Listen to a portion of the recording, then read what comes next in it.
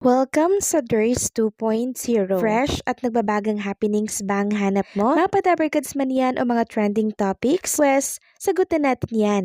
Kaya naman isubscribe nyo na ang ating channel para sa mga nagbabagang balita everyday. So ayun, welcome back again sa ating YouTube channel mga kadabarkads, and for today's video nga pag-uusapan natin ay tungkol sa mga pangyayari po sa loob at sa labas ng Itbulaga. So unahin natin pag-usapan itong tungkol sa inilabas ng TVJ na may kaugnayan po sa Valentine's Day, which is Friday, February 14, 2025. Sabi nga po ng TVJ na page, Love you. Paki-ready na ang inyong OOTD na may halong bitterness at konting sweetness. So, eto po para sa Red, mga gandang-ganda sa sarili kasi pinili. Para naman sa Blue, para sa mga no-label enjoyer. At para naman sa Gray, para sa mga nanghingi ng assurance pero break up ang ibinigay.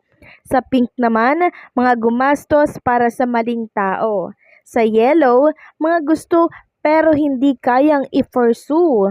Sa Orange, para sa mga nag-burn ng calories dahil hindi ma-burn ang memories nila together. Purple naman, mga pinasaya pero pinalaya. White naman, tambay sa dating app pero zero pa rin hanggang ngayon. Brown para sa mga nangulila kahit hindi nila jowa. Green, mga looking for green flag na jowa. So ako mga kadabarkads, none of the above. Kayo po ba dito? Ano po ang love ninyo dito? Anong kulay ang inyong susuotin by February 14? So pumili na lamang kayo dyan kung anong kulay, kung saan ba kayo belong. Samantalang pag-usapan naman natin ang tungkol dito sa pasabog ni Atasha Mulak by February 14. Grabe, Valentine's Day na Valentine's Day, may pasabog itong si Atasha. So ano kaya ito, no? Sabi kasi dito, handa na plus ako Atasha Mulak 0 to 14 25. Handa na si Atasha.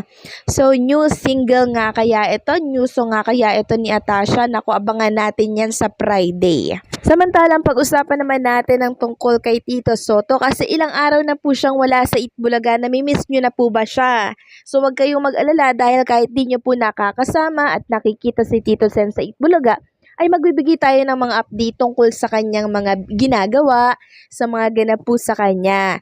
So, ang mga kababayan natin dyan sa Ilonggo ay bibisitahin po ni Tito Sotto.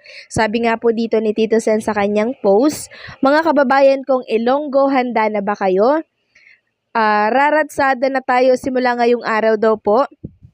Pebrero 13, 4 p.m. dyan sa Iloilo City. So, ibig sabihin, mga kadabarkads, ngayong araw to, no? Pebrero 13, nandyan pala siya sa andyan pala siya ngayon sa Iloilo ngayong araw. So, sabi pa niya dito, kaya tara na kayo na lang ang hinihintay. Kita-kits.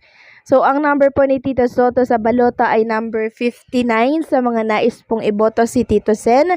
59 po sa balota. Samantalang si Red Bustamante naman po na gumanap ng Pepsi Paloma mga kadabarkads ay nagsalita na. So, ito po yung kanyang statement na ating nabasa dito po sa Facebook.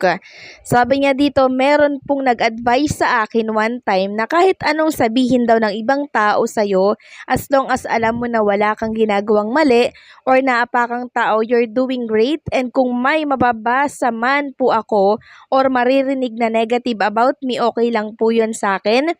Mas pipiliin ko pong mas makatulong na lang po sa iba kaysa pansinin ko yung mga ganoon. So, marami din po kasi ang nangbabash dito kay Red Bustamante na gumanap bilang si Pepsi Paloma, mga kadabarkads, kasi nga po yung role, 'di ba? Ginampanan niya po yung Pepsi Paloma. Pero sa lahat po ng babash sa kanya or nagagalit sa kanya, paulit-ulit ko pong sasabihin na trabaho lang kasi yun kaya niya po tinanggap.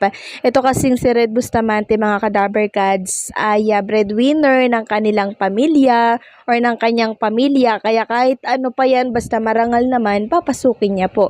Yun nga lang, meron pong magagalit sa kanya. Pero alam kong may makakaunawa naman din po sa kanya ng mga Kadaver Gods natin. Artista lamang siya, gumanap lamang talaga siya doon sa Pepsi Paloma. 'Di ba? Kasi nga po pera yan. Malaki ang TF niyan. Pero anong nangyari sa pelikula nila, 'di ba? Hanggang ngayon ay tenga. At ang questionable dito, ang malaking tanong, ay nabayaran na kaya itong si Red Bustamante? Sana nabayaran naman siya, 'di ba? Para may kabuluhan yung kanyang pagtanggap ng role mula dito kay Derek Dariliap. Samantalang next topic naman tayo, pag-usapan naman natin itong tungkol po sa isang Dabber Gods, no? Isang Dabber Gods, nagtrabaho po siya mga Dabber Gods sa 8 Bulaga ng ilang taon. Yun nga lang, nakakalungkot po ang nangyari sa kanya dahil siya po mga Dabber Gods ay masama po ang sinapit mula po sa kanyang kapareha. Sabi nga po sa post ni LM, nakakalungkot at nakakagalit isiping may mga ganitong klase na lalaki na kayang manakit ng babae ng ganon-ganon lang. Nakakapanlumo ang sinapit ng isa sa ating mga naging Dabber Gods na DJ na si Jelly Au sa kamay ng isang nagngangalang Jam Ignacio. Ayon sa mga nakasaksi, walang awa siya umanong sinaktan sa loob ng kotse pero buti na lang at nakakuha siya ng saklolo kung hindi ay baka kinamatay niya ito. Hindi na namin ipapakita pa ang kalunos-lunos na sinapit ng babae, baka i-plug pa tayo ni Meta. Moral lesson, huwag papaloko sa mga sobrang gwapo at may sasakyan. Kilatisin mo ng ugali ng taong kakarelasyonin mo. Not once but many times. Yung mga tunay na lalaki at tunay na gentleman, marurunong din na mag-commute. So may hugot pa dito si LM, ano? Tama naman po yung kanyang sinabi. Ang pag-ibig po talaga kasi mga Kadaver Gods ay sugal yan. Hindi natin malalaman kung seryoso na ba or mapapasama ba tayo. Di kasi natin alam eh. Kaya siguro dapat na lang nating kilatising mabuti, kilalanin nating mabuti yung ating pipiliin na makasama po sa ating buhay. Nakakalungkot lang kasi isa pang Dabber Gods yung nakasapit ng ganito. At nakakainis lang sa mga kalalakihan po na talaga namang pinagbubuhatan ng kamay yung kanilang mga kapareha or yung kababaihan, 'di ba? Dapat lumaban sila ng patas kasi ang babae wala po naman yang laban sa kanila. 'Di ba? Dapat humanap sila noong makaka one-on-one nila, hindi yung babae. So, sana po makuha ni Jelly Au yung hustisyang gusto niya pong makuha kasi hindi niya po deserve na ganito ang kanyang sapitin sa kamay ng isang lalaki. 'Di ba? Kung ano man po ang kasalanan man or meron man siyang nagawang mali, hindi niya po deserve ito kahit ano pang rason niyan. Kasi nga po babae, etong si Jelly Au, meron naman tayong batas, 'di ba? Pwede namang doon na lang ilapit, pero yung ilalagay natin sa kamay yung batas, yung gante, maling-mali na po yun. Kaya dapat lamang po ay makuha ni Jelly Au ang hustisya na nararapat po sa kanya. So hanggang dito na lamang po ang update natin. Maraming salamat po sa patuloy na pagsuporta and don't forget to like, share, comment, and subscribe.